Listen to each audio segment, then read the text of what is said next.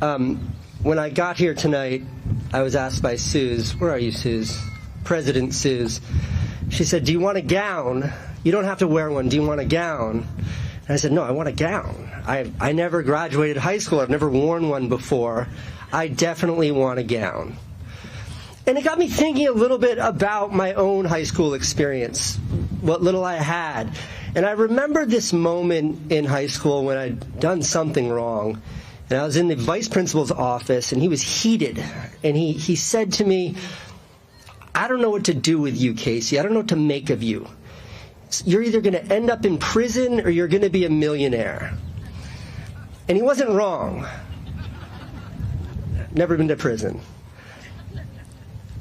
And I look back, I think about that moment often, because I'm sure this is what he meant then. I didn't get it then, but I look back now and it makes sense. And what he was saying is that I had a choice. I had a decision in front of me to go one way, and maybe it takes me to a darker path, or to go out the other door, to go the other way and maybe find a life that was more full of fulfillment and the life that could be more meaningful.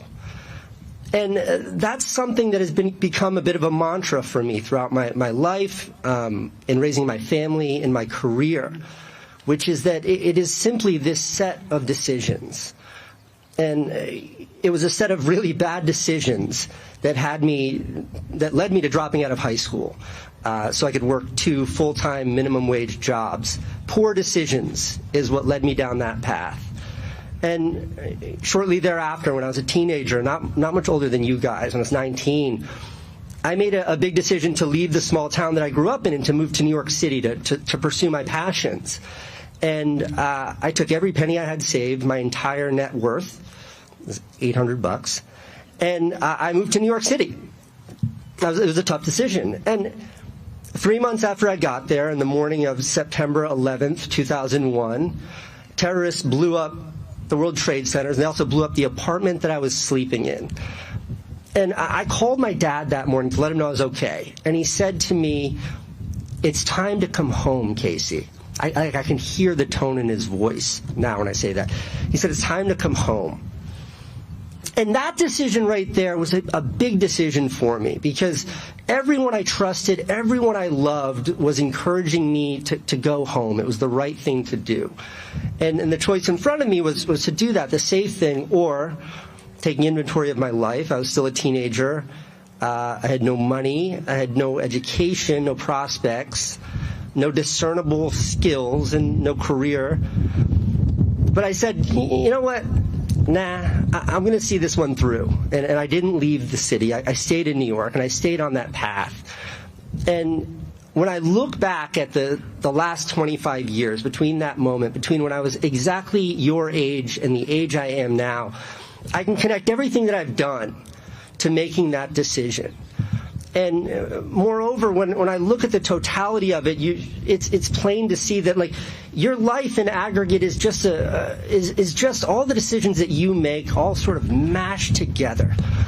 And today, when I was intensively preparing for this speech 15 minutes ago, I was trying to make a decision. What do I have to offer to you, Nantucket High School graduating class of 2025? What piece of advice could I give to you?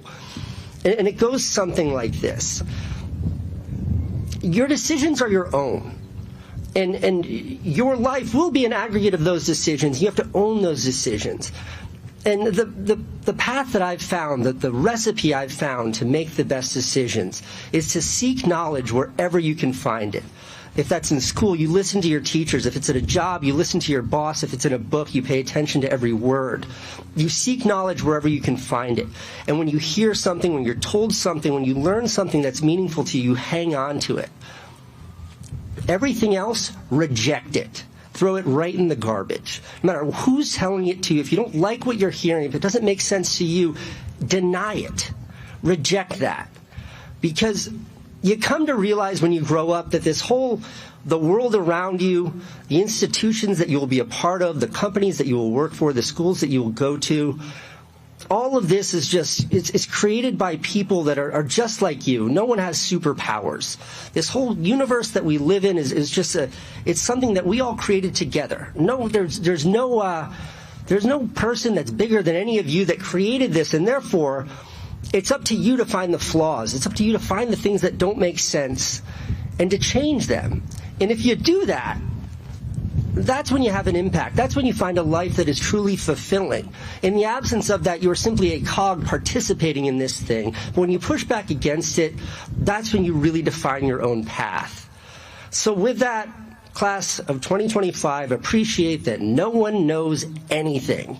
And it's up to you. No pressure. Good luck. And thank you for having me, and congratulations to each and every one of you.